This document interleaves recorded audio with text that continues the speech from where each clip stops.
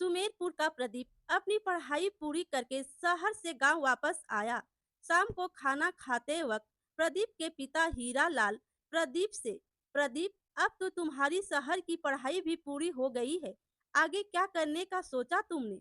पिताजी, मैं शहर जाकर व्यापार करूंगा। तो हीरालाल कहते हैं, शहर जाकर व्यापार? तो प्रदीप कहता है, हाँ पिताजी, शहर में बहुत स्कोप है, इसीलिए वहाँ मुनाफा भी अधिक है। फिर हीरालाल कहते हैं, अगर गांव में रहने वाला हर व्यक्ति यही सोच ले कि उसे शहर जाकर अपना व्यापार करना है, नौकरी करनी है, तो गांव के लोगों की उन्नति कैसे होगी बेटा? पिताजी, गांव की उन्नति कभी नहीं हो सकती, क्योंकि गांव में होता ही क्या है, जैसी तुम्हारी मर्जी। तभी प्रदीप की माँ आ जाती है और कहती है, आप एक ऐसी बातें कर रहे हैं, अगर यह शहर का होकर रह गया तो भला हम दोनों गांव में क्या करेंगे? तो प्रदीप कहता है, माँ, जब मैं शहर में अपना व्यापार जमा लूंगा ना, तो मैं आपको और पिताजी को अपने साथ शहर में रखूंगा। तो प्रदीप के पापा कहते हैं, नहीं, हम दोनों गांव में ही ठीक है बेटा, तुम जाओ और शहर की जिंदगी का मजा लो।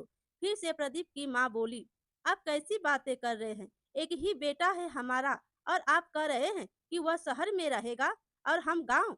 तो प्रदीप के पापा कहते हैं, हाँ, और तुम भी प्रदीप के साथ शहर चली जाना, परंतु मैं तो गांव में ही रहूंगा।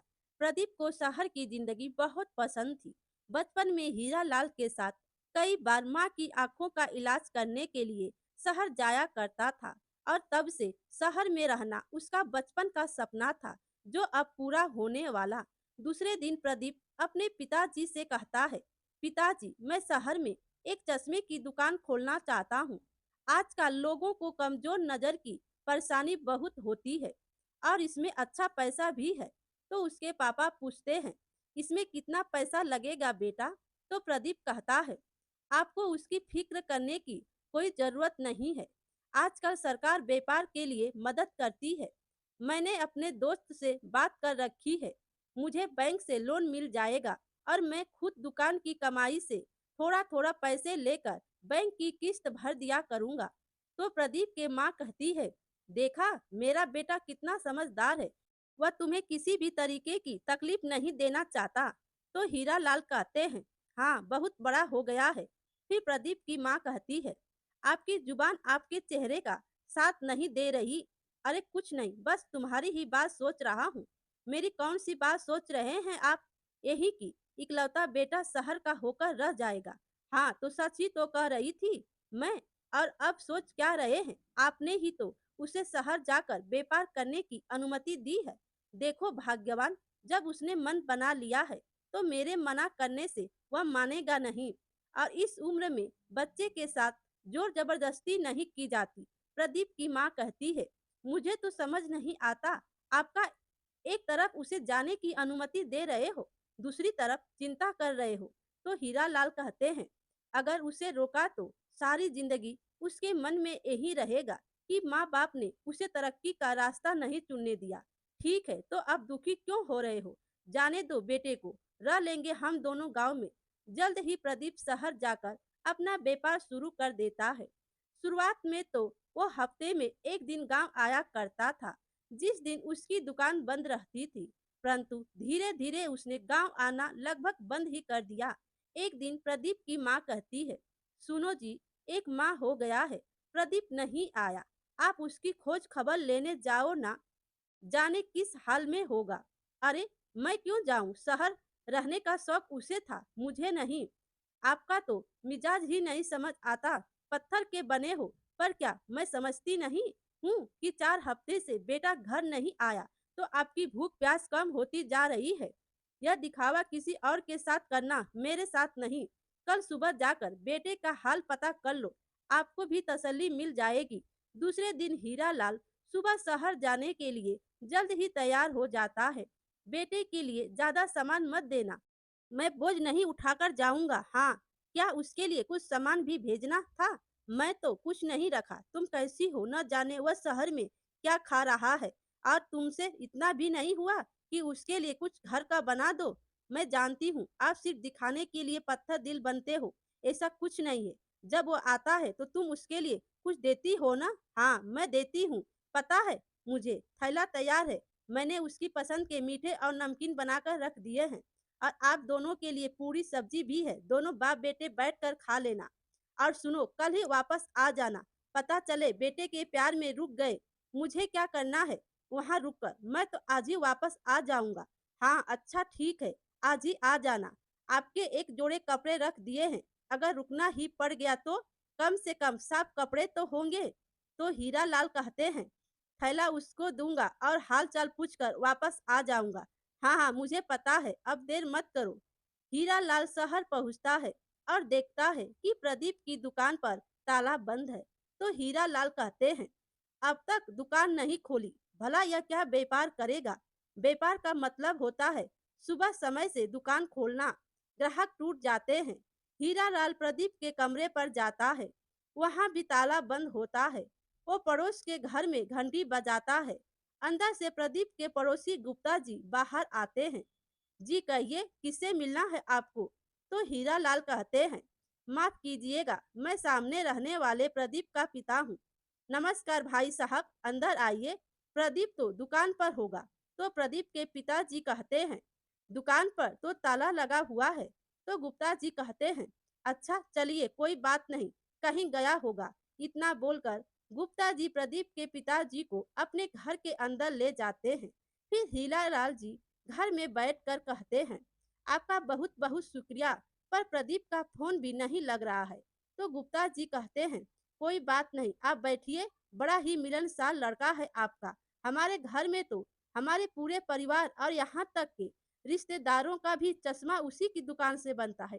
फिर हीरा लाल जी पूछते हैं, अच्छा कैसा काम करता है। तो गुप्ता जी कहते हैं, बड़ा ही अच्छा काम है उसका।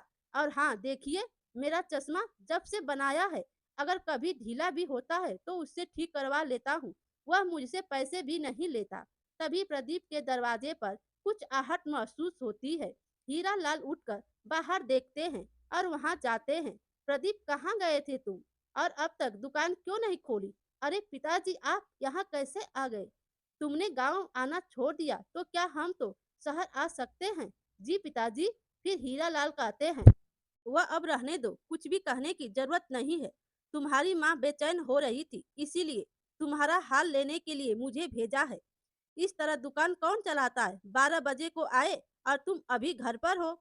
अगर शहर में मटर मस्ती ही कर रहे थे तो दुकान खोलने की क्या जरूरत थी। प्रदीप कुछ भी जवाब नहीं देता। हीरा लाल को प्रदीप का चेहरा देखकर अंदाजा हो जाता है कि वह कुछ परेशान है, पर फिर भी कुछ नहीं बोलता। फिर कहते हैं, आज तुम्हें दुकान नहीं जाना। नहीं पिताजी, आज दुकान की छुट्टी रखी है। क्यों, तुम तो दुकान बुधवार को बंद रखते हो और आज तो गुरुवार है। हाँ पिताजी, थोड़ी तबीयत ठीक नहीं लग रही, इसीलिए दुकान नहीं खोलूंगा। आज दोनों आपस में एक दूसरे से ज्यादा बात नहीं करते और कमरे में एक खामोशी सी छाई रहती है। माँ का भेजा खाना खाकर दोनों लेट जाते हैं। फिर हीरा लाल जी कहते हैं, कुछ देर बाद अगर तुम्हें ठीक लगे और तुम मुझे लायक समझो तो अपनी परेशानी बता सकते हो।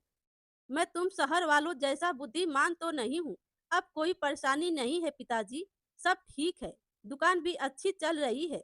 आप ऐसे ही फिक्र कर रहे हैं तो गांव क्यों नहीं आए। तुम्हें पता है, तुम्हारी माँ रास्ता देखती है। कुछ जरूरी काम आ गया था, इसी वजह से नहीं आ पाया, परंतु अगले गुरुवार को आ जाऊंगा। ठीक है भाई, तो मैं गांव वापस चलता हूँ। आप आज ही चले जाएंगे पिताजी। आज रुक जाइए, मैं क्या करूंगा यहाँ रुक कर। नहीं, मैं तो इसीलिए कह रहा था कि इतनी दूर सफर करके आए हैं, रात को थोड़ा आराम मिल जाएगा। हीरा लाल को महसूस हो चुका था कि प्रदीप उसे कुछ कहना चाहता है, पर उसने अपने और प्रदीप के बीच एक दीवार बना रखी थी जो बेटे को पिता से खुलकर बात नहीं करने दे रही थी। हीरा लाल रात को प्रदीप के पास ही रुक जाता है। देर रात हीरा लाल को अपने पैरों पर किसी के हाथों का स्पर्श महसूस होता है और वो उठकर देखता है। प्रदीप बेटा, तुम यहाँ मेरे पैरों पर क्या कर रहे हो। कुछ नहीं पिताजी, नींद नहीं आ रही थी। अब क्या बात है प्रदीप, तुम रो क्यों रहे हो। कुछ नहीं पिताजी, बहुत दिनों के बाद आपसे मिला हूँ, इसीलिए शायद ये आंसू निकल आए। उस दिन हीरा लाल अपनी सारी कठोरता को छोड़कर पहली बार प्रदीप को गले लगाता है और प्यार से उसके सर पर हाथ रखकर पूछता है, क्या बात है बेटा, तुम मुझे बता सकते हो। मैं तुम्हारा पिता हूँ। प्रदीप के अंदर उठ रहा ज्वालामुखी एकदम से बाहर निकल जाता है और वह पिता को पकड़कर जोर से रोने लगता है। क्या बात है प्रदीप? कुछ भी नहीं बोलता, सिर्फ पिता के गले लगकर रो रहा होता है और थोड़ी देर बाद फिर से कहता है, क्या बात है बेटा? कुछ परेशान हो? बताओ मुझे, क्या परेशानी है? मैं कठोर जरूर हूँ, पर तुम्हारा पिता हूँ और हमेशा भला चाहता हूँ। पिताजी, मेरा व्यापार नुकसान में चल रहा है। मैंने आप लोगों को नहीं बताया, लेकिन मैंने दुकान की एक किस्त भी नहीं भरी है और बैंक ने नोटिस दे दिया मुझे दुकान बंद करने के लिए। परंतु तुमने तो कहा था कि तुम्हारा व्यापार अच्छा चल रहा है और तुम्हारे पड़ोसी गुप्ता जी भी कह रहे थे कि तुम्हारा काम बहुत अच्छा है। नहीं पिताजी, मैंने जैसा सोचा था शहर के लोग वैसे बिल्कुल भी नहीं है। दुकान पर जो आता है उसे डिस्काउंट चाहिए। लोग 4 दुकानों पर चश्मे का भाव पता करके आते हैं और सबसे कम भाव बोलता है। मुझसे उससे भी ज्यादा डिस्काउंट मांगते और ज्यादा ग्राहकों के लालच में मैंने लोगों को इतने डिस्काउंट पर चश्मा बनाकर दिया कि वह मूल्य मेरी लागत से भी कम होने लगा। आज मेरे पास कहने के तो 50 ग्राहक है, लेकिन मैं यह समझ चुका हूँ कि वह मुझसे चश्मा तभी लेंगे जब मैं उन्हें अपने आप को नुकसान में डालकर चश्मा दूंगा। मैं समझ गया बेटा, मैं तुमसे ज्यादा कुछ तो नहीं कहूँगा, परंतु यह जरूर कहूँगा कि अगर तुम्हें ठीक लगे तो आज भी गांव के दरवाजे तुम्हारे लिए खुले हैं। तुम अपना यह व्यापार गांव में क्यों नहीं करते? गांव के लोग कम पढ़े लिखे जरूर होते हैं, परंतु ईमानदार और नेक हैं। वह कभी भी तुम्हारा नुकसान करके अपना फायदा नहीं करेंगे। पिताजी, गांव में कितने लोग हैं जो मुझसे चश्मा बनवाएं? मैं पहले ही बैंक का कर्जदार हो चुका हूँ। मुझे तो यही समझ में नहीं आ रहा कि मैं बैंक के पैसे कैसे भरूं। मैं क्या करूंगा? पिताजी, तुम उसकी फिक्र मत करो। बैंक का सारा पैसा मैं भर दूंगा, परंतु तुम्हें इस बारे में निर्णय लेना होगा कि तुम्हें शहर में रहना है या गांव। पिताजी, मुझे कुछ भी समझ में नहीं आ रहा है। आप ही मुझे बताइए कि क्या करना चाहिए। हीरालाल आश्चर्य से प्रदीप की ओर देखता है, क्योंकि पहली बार प्रदीप आज उसकी सलाह मांग रहा था। आज तक प्रदीप और हीरालाल किसी भी बात पर एक मत नहीं हुए थे, परंतु आज दिल से प्रदीप हीरालाल की सलाह मांग रहा था। तुमने शहर वालों के लिए व्यापार करके देख लिया, एक बार गांव वालों पर भी भरोसा करके देखो। क्या पता तुम्हारा भरोसा तुम्हारे काम आ जाए। प्रदीप जल्द ही अपना शहर का सब कुछ खत्म करके गांव लौट जाता है और गांव में एक छोटी सी चश्मे की दुकान खोलता है। सुबह सुबह हीरा लाल प्रदीप की दुकान पर आते हैं और कहते हैं, प्रदीप बेटा, आओ चलो गांव चलते हैं और लोगों से मिलकर आते हैं। तो प्रदीप कहता है, लोगों से मिलकर क्या बात है पिताजी? देखो बेटा, यह गांव है। यहाँ शहरों जैसी चौका चौथ देखकर लोग तुम्हारे पास नहीं आएंगे। बहुत से लोगों को तो यह भी नहीं पता कि उनकी नज़र कमजोर है, तो हमें उनके पास जाना होगा, उसके बाद वह हमारे पास आएंगे। प्रदीप हीरालाल की बात समझ जाता है और वो दोनों घर जाकर लोगों से बात करते हैं। काका, क्या आपको पढ़ने में कोई समस्या हो रही है? हाँ बेटा, पहले तो मैं 4 कोस 5 तक देख लेता था, परंतु अब तो आधा कोस दूर देखना भी मुश्किल होता है। सब कुछ धुंधला दिखाई देता है। ठीक है काका, आप कल मेरी दुकान पर आइएगा। मैं मुफ्त में आपकी आंखों का चेकअप अप कर दूंगा। मुफ्त में? अरे बेटा, अगर तुम हम सब गांव वालों का मुफ्त में चेकअप करोगे तो खुद क्या खाओगे? नहीं नहीं काका, ऐसा कुछ भी नहीं है। अगर तुम पैसे नहीं लोगे तो मैं जो है तुम्हारी दुकान पर नहीं आऊंगा। नहीं काका, आप जरूर आइएगा, मैं आपका इंतजार करूंगा। इस तरह प्रदीप गांव के कई लोगों के पास जाता है और अगले दिन उसकी दुकान के बाहर 10 से 15 लोग इकट्ठे हो जाते हैं, जो उससे आंखों की जांच कराने आए थे। प्रदीप मन ही मन खुश होता है। दोपहर तक वो सभी लोगों की आंखों का जांच कर लेता है और सब लोग उसे चश्मा के लिए एडवांस पैसे भी दे देते हैं। मैं आप सबका चश्मा परसों तक बनाकर दे दूंगा। खुश रहो बेटा, बहुत तरक्की करो। भगवान तुम्हें खुश रखे, स्वस्थ रखे, भला हो तुम्हारा, जो तुम हम गांव वालों की सेवा के लिए यहाँ आए, वरना आजकल के बच्चे तो पढ़ाई लिखाई करके शहर भाग जाते। हम गांव वालों को कौन पूछता है? प्रदीप हाथ जोड़कर सबका अभिवादन करता है और मन ही मन सोचता है, पिताजी सही कह रहे थे, यह गांव वाले भोले हैं लेकिन बहुत प्यारे। शहर में तो लोग पहले डिस्काउंट मांगते हैं और चश्मा मिलने के बाद अगर दिल आया तो थैंक यू बोलते हैं, नहीं तो वह भी नहीं। और इन गांव वालों को देखो, डिस्काउंट भी नहीं मांग रहे हैं और आशीर्वाद भी भर भर कर दे रहे हैं।